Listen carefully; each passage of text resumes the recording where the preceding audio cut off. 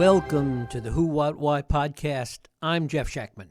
Now that the fires have been extinguished and the smoke is cleared, the inevitable finger-pointing and search for answers has begun. Beyond the political rhetoric lies a fundamental question about the role climate change has played in what became one of Los Angeles' most devastating urban disasters.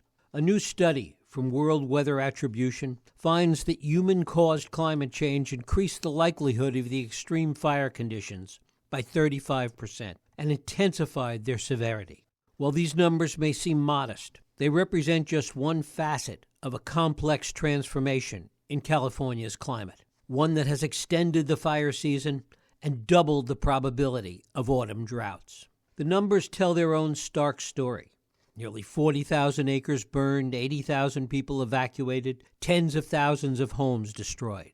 Yet beyond the immediate tragedy lies a deeper story about our changing climate and our capacity to respond. Few people have thought more deeply about these questions than my guest, Daniel Swain, a climate scientist at UCLA and at the University of California's Agricultural and Natural Resources Division. His research, writing, and public commentary helps us understand how climate change is reshaping California's future.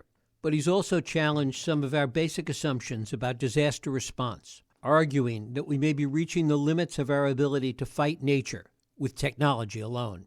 His clear-eyed analysis has made him an essential voice during disasters, cutting through misinformation to help us understand what's really happening on the ground. And his insights about the intersection of climate, public policy, and human behavior offer crucial lessons on how we might better prepare for what lies ahead. It is my pleasure to welcome Daniel Swain here to the Who, What, Why podcast. Daniel, thanks so much for joining us. Thanks for having me. Well, it is great to have you here. We've talked a lot about this event that took place first in Pacific Palisades and Altadena as an extreme fire event, but really what it was an extreme weather event first. Talk about that. Yeah, I think that is a helpful way to think about what transpired in Pacific Palisades and in Altadena the night of, the afternoon in the case of Pacific Palisades of January 7th, and then later that night in the San Fernando and San Gabriel valleys as an extreme weather event with fire embedded in it.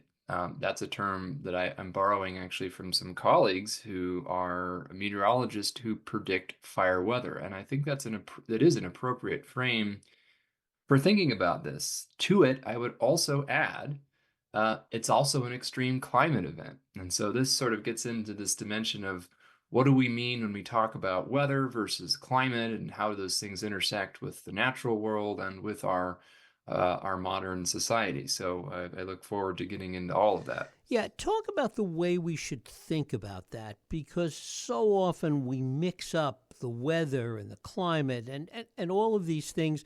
They get thrown into the same basket, and it really prevents us from better understanding what precipitates these events. Yeah, and here is where I'll say something perhaps slightly controversial among my colleagues, which is that I think we separate weather and climate perhaps a bit too much I think especially in our public conversations about both of them. And I say that as a person whose professional background was actually originally in meteorology, so weather prediction. My undergraduate degree is in atmospheric science, and a lot of the people who were in my graduating class are today work for the Weather Service or are TV broadcast meteorologists or have jobs like that. And so I actually view, and then of course I went on to become a climate scientist, and that was what my PhD training was focused on. But I like to live a little dangerously, if you will, and mix my weather and my climate, not recklessly, but with purpose and with focus. And I think the reason why that matters is it's absolutely true that weather is not climate. Weather is essentially this collective of individual episodic events. The analogy I've heard that I think is nice is, the weather is essentially one outfit of clothing that you might wear, and climate is more akin to your full closet or wardrobe of all your possible outfits. So it's a portfolio of clothing in the analogy. In the real world, of course, the climate is the full distribution or envelope of individual episodic weather events that we can experience. So they're clearly not the same thing. But on the other hand, they're also clearly intimately related. And the reality is that climate change can be also viewed as weather in aggregate change, because ultimately it is, weather events across time and space that make up climate. And so if the climate is changing, so too therefore are the constituent individual weather events. And that does include extreme weather events, even if climate change isn't the only factor in any of these individual extreme weather events. It is increasingly an important player in many, if not most of them. And so I know it's a little bit of a nuanced, take on this that goes a little bit beyond the soundbite, but I think it's difficult to simplify to the soundbite, because if we either engage in these overly strict binaries that weather is not climate and therefore don't confuse the two, or all weather events are all extreme weather events are clearly caused by climate change. I think both of these end up writing yourself into a scientifically unjustifiable corner. Whereas the reality is, if we think about climate change as essentially as a large scale global shift in the kinds of weather events that are possible at any given place at any given time, I think that gives us a more helpful frame for thinking about, both specifically in this case with the fires in Southern California and more generally, how we will actually experience global warming as individuals who typically live in some particular place on Earth. And to bring it back to the whole meteorological aspect of it, it is also predictable. Both the climate side and the weather side are both predictable within a certain range. Yeah, and I think this is something that is important to realize, is that, for example, the antecedent series of climate events that sort of facilitated this wildfire disaster in Southern California was really twofold. One of them is a little bit counterintuitive, which is that it was actually really wet for 2 consecutive winters before this winter. And you might say, why? Well, why do really wet conditions increase fire risk? Well, they don't in the moment, of course. And then, as you might expect, we did have 2 really quiet fire years in Southern California following those 2 wet winters. But then, what we've got is an ecosystem in Southern California where there are large areas that are primarily characterized by grass and woody shrubs known as chaparral. And in those ecosystems, the wet years are often the years where you get a bunch of extra vegetation growth. Just imagine what happens when you either choose to water your lawn, if you've got a lawn, or don't. It really does affect how much lawn you have. And you can actually experience the biomass by, if you've ever mowed a really lushly watered lawn and how heavy that is versus one that's brown and dry, you get a lot more material. Well, that literally means that in a place like Southern California, following these wet periods, you actually have more potential fuel for the fires to come. So we had that as recently as last spring, so May, June 2024. Then we had our usual long, dry summer. Summers for those outside of California are pretty much always bone dry along the coast. In California, that's normal. But then we had an exceptionally hot period at the end of summer and early fall. In fact, some record-breaking heat all across the LA basin in early September that coincided with the first major outbreak of wildfires this season, where some hundreds of structures were destroyed then. That, of course, pales into comparison with what we saw this past month. But in any case, very hot conditions in September, and then a really dry period thereafter. In fact, it didn't rain at all in LA from the fall through the present. And so that particular sequence now, you can imagine, from really wet conditions that results in a bunch of extra growth of grass and brush, more potential fuel, and then this fuel desiccation period, if you will, for the usually long dry summer combined with a near record warm period in fall, and then now a record breaking low precipitation period, the driest start to the winter rainy season on record. That particular order of events, from exceptionally wet to exceptionally dry, is probably the worst set of conditions you could imagine for wildfire risk in Southern California, particularly if you add to that the fact that the winter, so December and January, is offshore wind season. So Southern California does tend to see these strong, dry I've called them blow dryer winds because they're just really disruptively windy and dry and uncomfortably so. Even if you're outside, you feel it in your skin and your face and your eyes. That peaks in December and January. So what we have now is sort of a 1, 2, 3 punch. It was wet, there was more growth, it was record dry. We had all of that growth dried out to summer-like dryness levels, and then we continued that right into the typical wind season when it's usually wet. By this point, usually it's rain, but it hasn't this year. The winds came and were sort of the catalyst for this extreme weather event with fire embedded in it that we saw that was so devastating. And this goes to this idea, which you've written about and researched and talked about, of what you call hydroclimate whiplash. Explain that. Yes, it definitely does. And what we're currently experiencing in Southern California is a literal classic textbook definition, or it's essentially this is a classical wet to dry whiplash event as we defined in this recent review paper, which is really was the motivation for which was drawing together some disparate threads about how we understand changes in hydroclimate. So the portion of the Earth's climate system that relates to water. So either its abundance or lack thereof.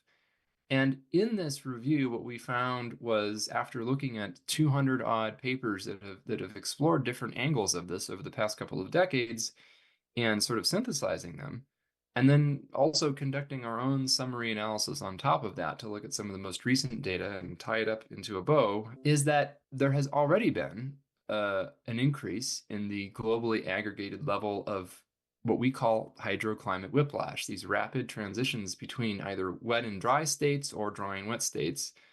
They're kind of symmetric in that sense. And that this is actually expected to become even more intense and more widespread in regions that haven't yet experienced this historically, as the climate continues to warm, to the point that at around 3 degrees centigrade of global mean warming, about 5.4 degrees Fahrenheit of global mean warming, which is only slightly above the median estimate of where we're headed on our current policy trajectory in terms of global warming, that we will probably see more than a doubling of the historical frequency of hydroclimate whiplash. And that's not a small change at all. That's actually a really big number, given that these events historically have been very disruptive, as we just saw illustrated in pretty dramatic and tragic fashion in Southern California. And how much of this is indigenous to the particular aspects of climate and geography in California, and how much really is true on a much broader frame, regardless of where we're talking about? One of the things that I found most interesting from doing this review and the analysis associated with it is just how geographically widespread the projected increase in hydroclimate whiplash with global warming actually is. It's true across virtually all global land areas, with very few exceptions.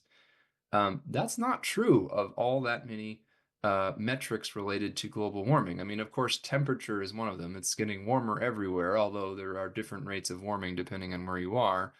But if you look at changes in average precipitation, for example, well, some places are getting wetter, of course, in a warming world, but other places are going to get drier.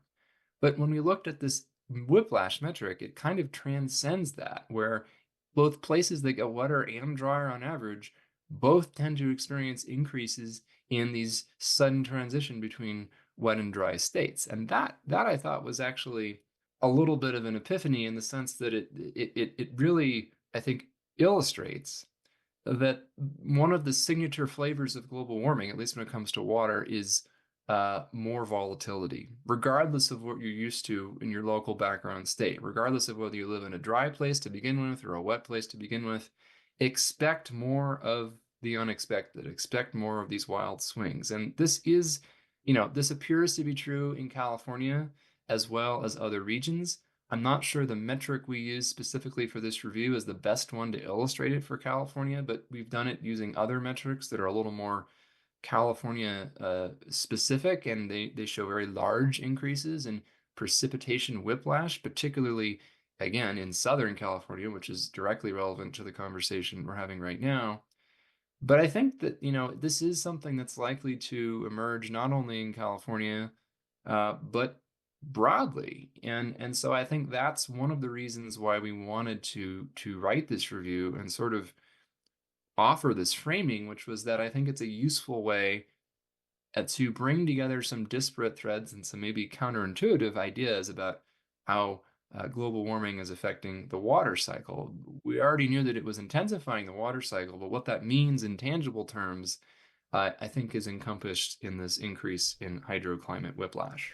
And as this increase happens, one of the things that seems to be a reality is it becomes more difficult all the time to fight these fire events. And in fact, at a certain point, reaches the limits of any of our ability, technologically or physically, to fight these fires. Yeah, and I think the main connection between global warming and increasing wildfire risk, both in places that were historically wildfire prone and in some places that were not, is through the dryness of vegetation. So essentially, increased landscape level aridity.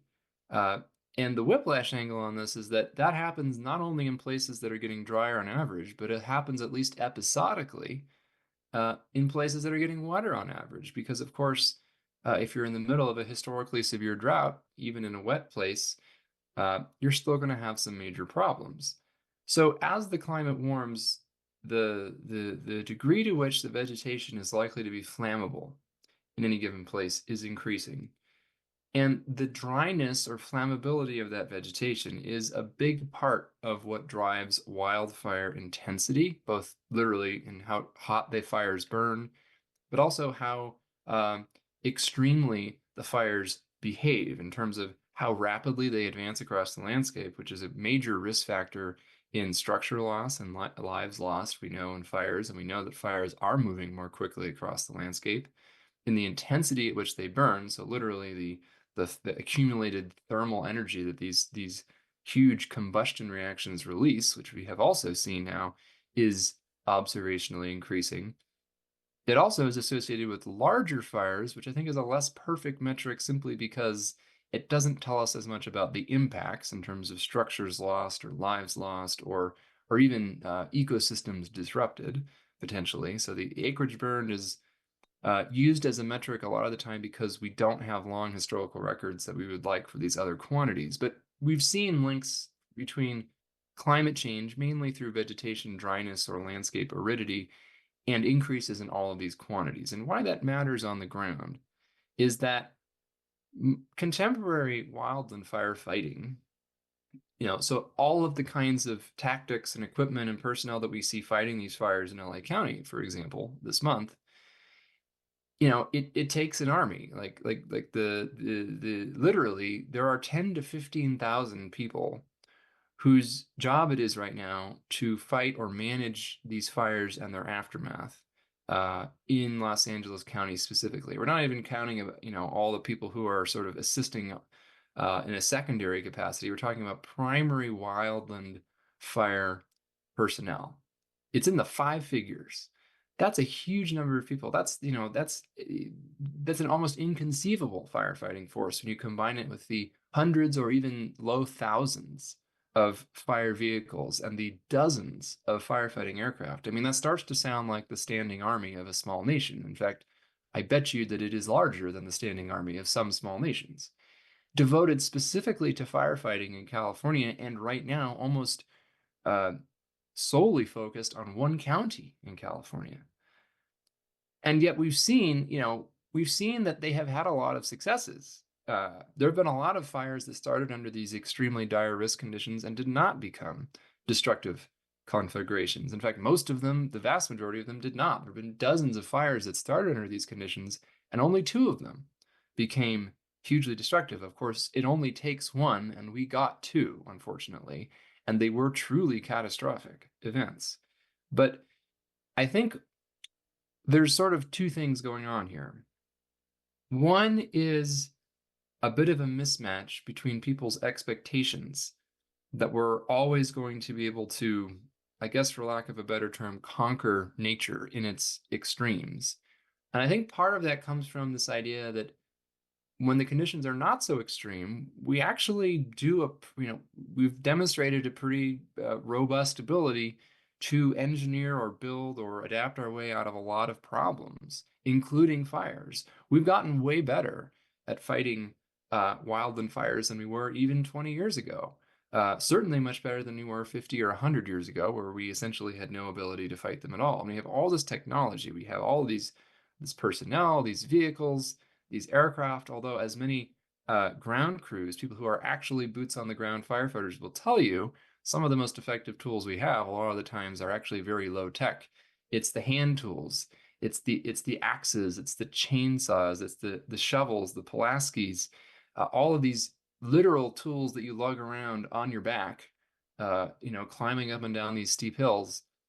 But we also have the high-tech stuff. We have these jet aircraft outfitted with, these huge tanks that can drop these clay-laden fire retardant slurries. We have night vision equipped helicopters that can fly in darkness and fly into narrow canyons and drop water on fires in the middle of the night. And so we do see this increasing, the increases in technological advances. We have this camera network now throughout California where any individual can look from the top of most of the mountaintops live in real time and see what's going on, whether there's fires or anything else. And I think these are all helpful and beneficial up to a point. But on the Palisades fire and the Eaton fires, I'll just paint a picture for those folks, because this is not a visual medium. But the winds on some parts of these fires were blowing at 80, 90, even locally 100 miles an hour gusts. So keep in mind that hurricane force winds start at 74 miles an hour sustained.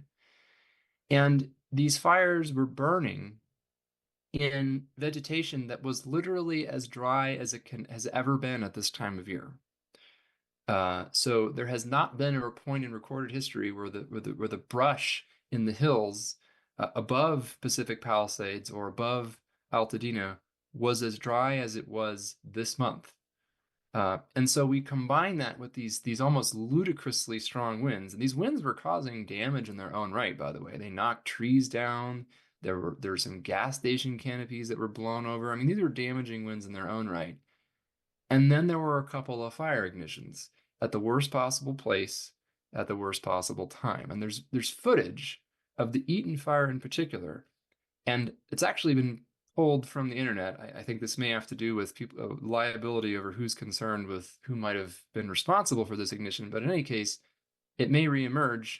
Maybe it's out there somewhere. But it essentially shows this fire, which is initially like very small, maybe a half acre or an acre or something.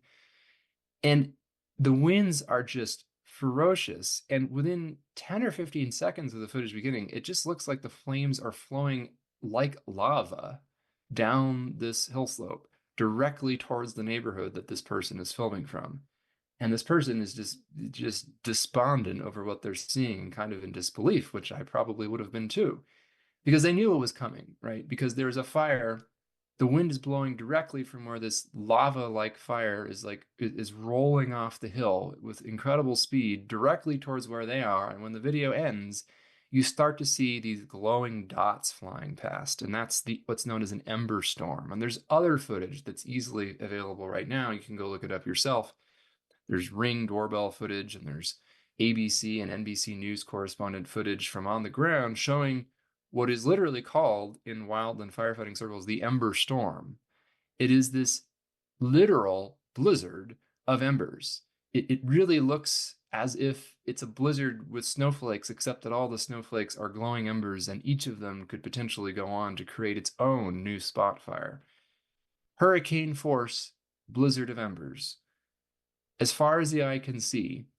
And then once this ember storm reaches structures and a few of them catch on fire, each one of those structures starts then producing its own individual, personalized new ember storm with thousands or millions of embers emanating out and blowing as much as 2 to 3 miles away from the closest open flame.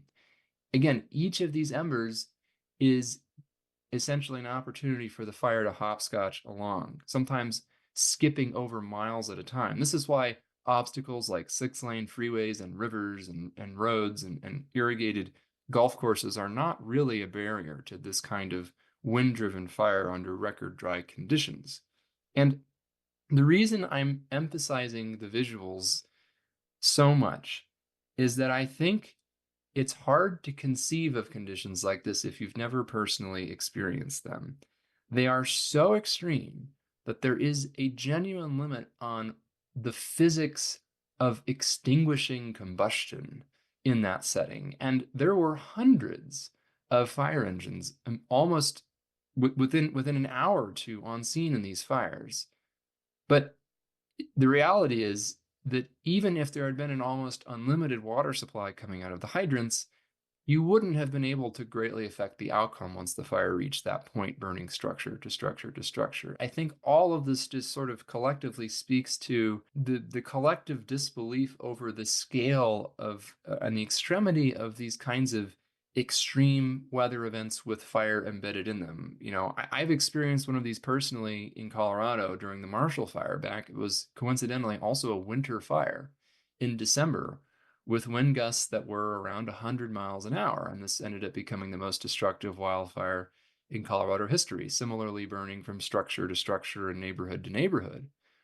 But I think a lot of people struggle to grasp the scale of what happens because it's so far outside of the realm of regular experience. You're used to seeing perhaps, a structure fire in your neighborhood, and the fire department comes and 5 or 10 fire vehicles show up, and that one structure might burn down, but they eventually put it out, and the adjacent structures are usually okay. But imagine what happens, that doesn't scale if there were 10,000 structures on fire simultaneously adjacent to one another. That's not 10,000 times harder, which would already be a big increase. It's essentially an impossibility to manage that the way that I think people would want to. And what also is an impossibility, given the scope and the way you describe it, is one, adequate preparedness, and two, the way even something like insurance companies need to begin to look at these. I think that's another thing to realize is that a lot of the places that burned here, well, in Pacific Palisades, that was an area that was known to be very high fire risk almost throughout the entire city. So that unfortunately was, to anybody in the business, probably a known hazard. But I think that a lot of the places that burned in Altadena and on the east side of the valley were much farther from what most folks would consider the wildland. Including insurance companies. Certainly, most people who lived there, I think, thought they were fairly well protected. And I think there's a couple of lessons here, which is that under particularly extreme conditions, the wildland urban interface extends miles away from where the brush and the trees become discontinuous or patchy. And the other reality is that we have not built most of our homes and structures in California really to be fire resistant. There are some newer structures that are, and indeed a greater fraction of those, it's already clear, survive these fires, although not all of them. But I think what we're coming to terms with is that California has always been a very fire-prone place, particularly the places that have burned recently in Southern California. That's not new. And that the fire hazard is increasing, both due to a warming climate and other factors as well, but that also we have more people living in these high-risk zones than ever before. So it really is kind of the trifecta of risk, unfortunately, and they all feed off of each other. Yes, climate change is lengthening fire season and making vegetation more extremely dry and increasing the likelihood that we see overlap between critically dry vegetation and very strong winds this time of year. However, the other thing that's driving a lot of the risk in these huge structure loss events, these really devastating, whole neighborhood or whole town gets wiped out type events that we didn't used to see, but now we've seen, I don't know how many times in the past 10 or 15 years in California and beyond, is that the population, the number of people living and building structures in these particularly high risk zones has ballooned. There's actually been more growth in the high risk zones than outside of them in recent decades in California, at the same time that in forested settings, we kind of let this 20th century policy of suppression of all fires get ahead of us and sort of increase risks in those forested settings because there's not enough fire to do the beneficial underbrush clearing and to keep the tree density lower, more like it would be in a more healthy ecosystem. And then obviously what's happening in Southern California right now, they aren't really forest fires per se, because they're mostly burning in grass and chaparral, which is essentially large woody shrubs. Here, the situation is a bit different, but we still haven't really managed the landscape with fire risk in mind at the kind of scale that we would need to. So there's really three things going on. There's climate change, there's the expansion of populated areas into known high risk zones. So even if nothing else had changed, that would put more people at risk than used to be. And there are these genuine questions of land management that are playing into this as well. And the specific questions vary a little bit based on where you are and what ecosystem you're in. But the general argument I think holds. And that's why, for me, as somebody who studies these things and has colleagues who are more specialized in each individual aspect of this, I work with them closely, is that a lot of people are talking past each other in the conversations about what's going on right now with these fires specifically, and more generally about climate change and wildfire, which is to say, it certainly is a major reason why things are as bad as they are. And if we deny that, we're not fully acknowledging, I think, the scope of the problem at hand.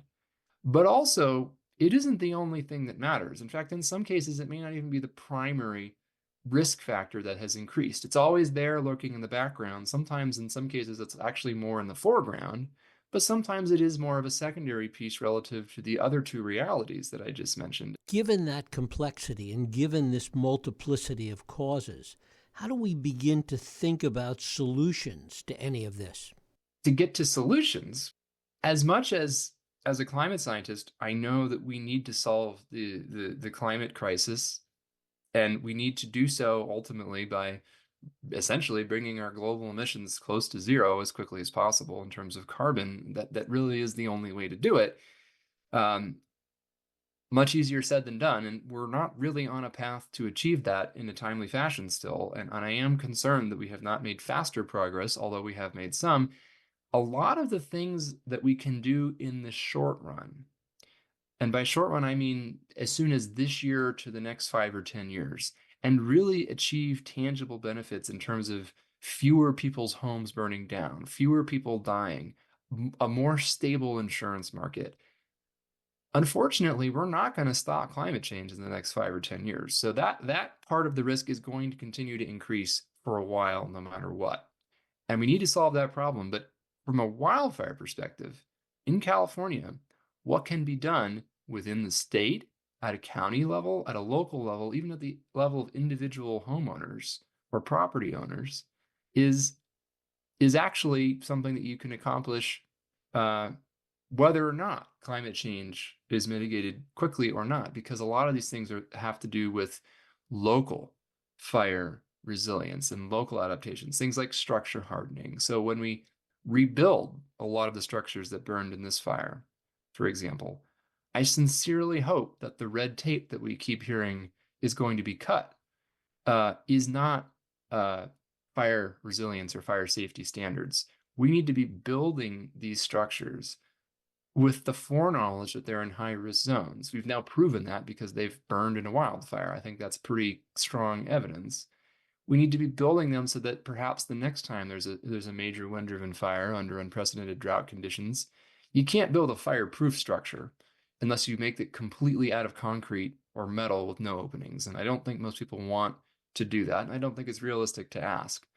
But we do see that there are ways you can build structures. There are ways you can manage the vegetation in your yard, and the way that cities and counties and states can manage the vegetation surrounding communities by using things like prescribed burning, for example, or in some cases, a targeted mechanical thinning of vegetation where prescribed fire isn't safe or appropriate for whatever reason. These kinds of things, I think, are going to have huge benefits in the short term, and we don't have to rely necessarily on the federal government for this. You don't even necessarily have to rely on the state government. These are things that individual homeowners can do if you have your own home, adding fire-resistant vents, getting rid of the flammable vegetation right under your home, rethink that wooden fence. All of these things sound small, and they don't guarantee that your home won't burn in a wildfire. But here's the thing. Every house that doesn't burn in a wildfire is one fewer source of thousands to millions of embers in that ember storm.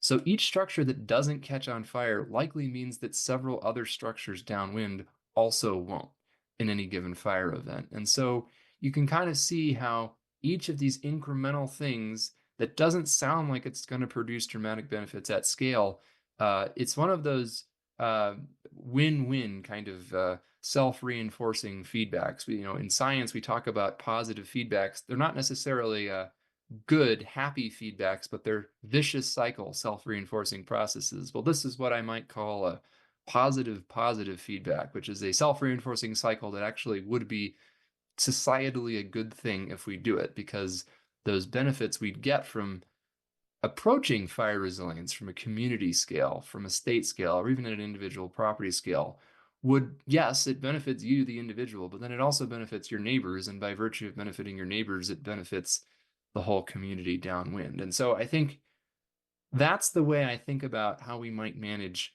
the risks of fire, even given that climate change is making the situation worse. I actually don't necessarily think that climate change or mitigating it is the clearest path towards rapid improvement in what is arguably a rapidly worsening wildfire crisis in California and beyond in this moment. And finally, Daniel, do you think that we have learned any part of this lesson from this experience? You've talked to people out there, you've spent a lot of time looking at this in the past couple of weeks. Is there a lesson here?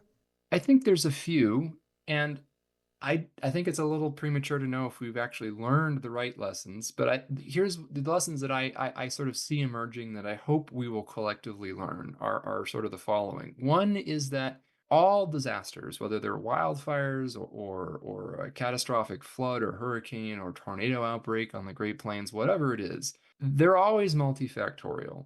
There's never just one thing, let alone one person you can blame for them. And when we do that, when we look for scapegoats, whether that's an individual, whether that's the mayor of LA or the governor of California or the chief of LA County Fire, or sort of concepts in a more abstract sense, whether we blame vegetation management or climate change narrowly as a singular reason why things are the way they are, it's not only inaccurate, but the reason why I think it's a problem is that it distracts us from actually addressing the full complexity of the underlying issues. Because if there is one person you can blame or one process that's singularly responsible, you might believe that there's a silver bullet solution, this one cool trick to solve the escalating wildfire crisis. And the reality is, because there isn't one clear dominant reason why things are as bad as they are, if we only attack one angle of the problem, we aren't going to solve it. And so that is why I think one lesson is embracing complexity, realizing that disasters and wildfire disasters in particular are multifactorial. That yes, there's climate change. Yes, there is also the legacy of people who have of populations that have greatly expanded into risk zones. And yes, there are different vegetation and land management challenges depending on where you are. And it's not one of these things, it's an all of the above situation. And so the solutions then, if we want to be serious about them, have to involve all of the above. But the other piece too, the other big lesson I think, is that I think, and perhaps this has always been true, but we're just seeing it more in our very connected media, social media era, where it's very easy to amplify fringe views and conspiracy theories and misinformation and even disinformation in some cases. But the fact that when there is a natural or a physical event, a disaster, an extreme storm, a catastrophic wildfire that is so beyond the typical scale of things, that is such a conspicuous mismatch with our expectations about how the modern world is supposed to work and how insulated we are supposed to be. In California, for example, one of the wealthiest, technologically advanced places in the world by many metrics, that does not fully insulate you when the natural world wants to throw something really big and bad at you. And that doesn't necessarily mean it's anyone's fault or that there are any obvious grossly negligent failures that led to this. It's just that sometimes the the natural world wins. It really is that powerful, and sometimes all we can do is to try our best to get out of the way.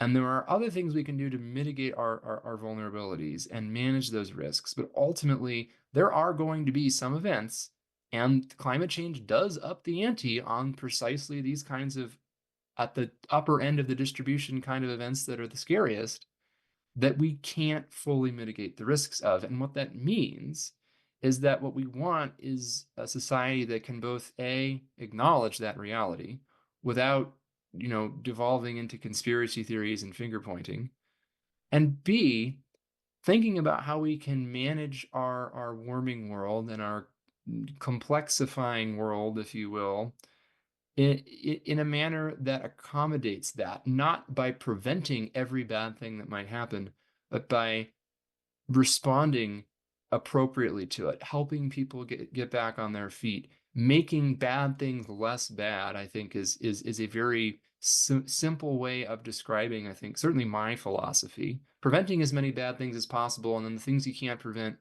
mitigating the outcomes as much as you possibly can. And as we saw in cases like this, sometimes even those mitigated outcomes are still terrible. And that is a difficult reality to face.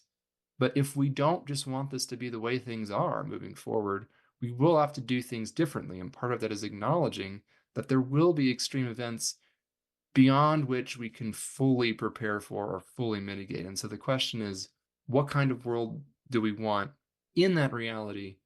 And how can we build a world where we're better able to support each other and recover from those sorts of catastrophes when they do occur? Daniel Swain, I thank you so very much for spending time with us here on the Who, What, Why podcast. Thank you again. Thank you. And thank you for listening and joining us here on the Who, What, Why podcast. I hope you join us next week for another Who, What, Why podcast. I'm Jeff Sheckman. If you like this podcast, please feel free to share and help others find it by rating and reviewing it on iTunes.